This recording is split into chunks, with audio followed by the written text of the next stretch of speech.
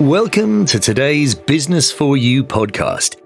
The focus of this podcast is to think about innovation and why it's important, and also to look at different types and stages of innovation. By the end of it, you will hopefully have a better grasp of the topic of innovation and be able to better understand and drive innovation in both your working and personal lives. So, why is innovation important?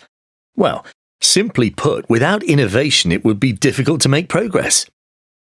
Organizations and societies would stagnate. Innovation is what drives us forward. It's what forces us to compete in the business world. It's what leads to better products and services and solutions to new and existing problems. From a business point of view, it's also something which is necessary for survival. 4 key types of innovation are incremental, disruptive, architectural, and radical. Incremental innovation involves innovating in increments or small stages, step by step. It focuses on existing markets and technologies and aims to make improvements and design changes to existing products and services. Disruptive innovation aims to bring new ideas like technology or processes to existing markets. In that sense, the innovations will disrupt the market and the companies currently serving that market.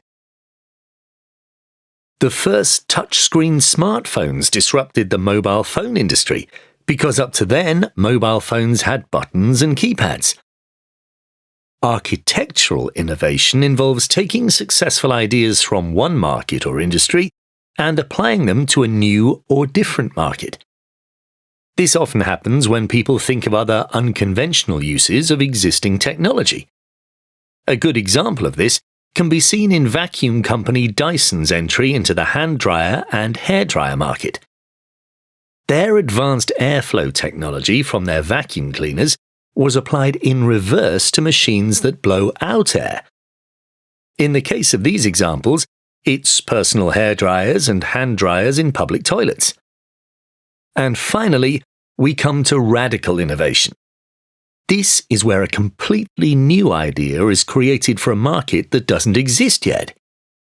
It's often what we think of when we think of innovation, and it often swallows up existing markets. For example, the birth and growth of digital and downloadable music has practically led to the death of music CDs and even DVDs. Similarly, film and TV streaming services may lead to the demise of traditional TV within a few short years. Moving on from types of innovation, let's have a quick look at 5 key stages of innovation. The first stage is idea generation. This is where you think of the initial idea and develop it into a more detailed proposal or plan. The next stage is support. You need to check if you can get support for it, for example, from senior leaders or stakeholders in your company. If you're innovating in your personal life, then the support you might need could be from friends or family. Do they think it's a good idea? And do they think it would work?